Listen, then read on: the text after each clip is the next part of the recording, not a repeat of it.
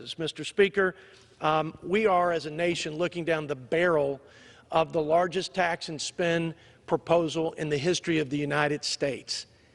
This, while our nation suffers from a recession and major runaway inflation on account of policies from my Democrat colleagues to sideline labor by paying people more to be on unemployment than to go to work. So you have labor sideline, which distorted supply and demand. You also had a bill that was $2 trillion with the flag of COVID relief wrapped around it to bail out union pensions and blue states and blue cities that were broke before COVID ever hit our shores.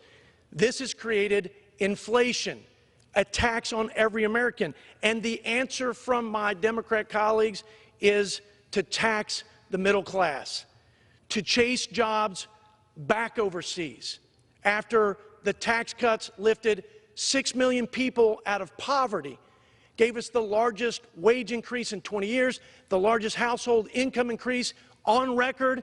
We want to tax our job creators. We want to load the working man and woman and families with lower wages, with higher cost of goods and services. That's what the tax will translate to for these folks. So this is not only the largest tax increase, it's not only the largest spending boondoggle, it is the largest redistribution of wealth, the largest expansion of government, the most radical reimagination of our government's role in the American people's lives in the history of our country. I believe that. I don't think that's hyperbole. And what are we taxing to make America less competitive and to put more burden on the American people? To what end? To pay for the Green New disaster, in my humble opinion.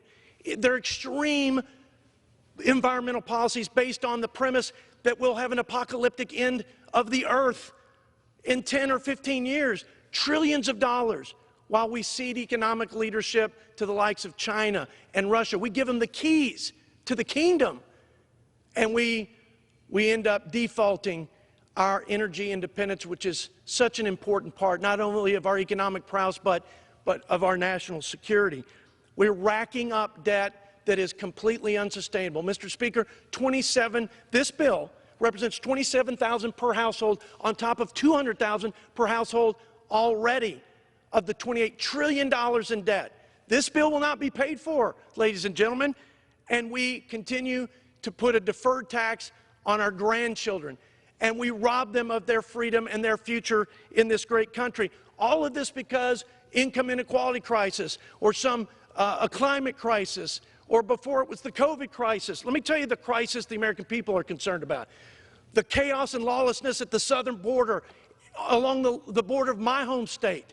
They're concerned about the runaway inflation and the crisis of being able to make ends meet. They're concerned about the crisis of the debt that will be borne by their children and grandchildren. They're concerned about the sustainability of the safety net for our seniors, Medicare and Social Security. Both are insolvent in less than 10 years, and my Democrat colleagues didn't spend a dime, not a dime, of the trillions of dollars to make sure that wasn't the case and that we could fulfill that promise.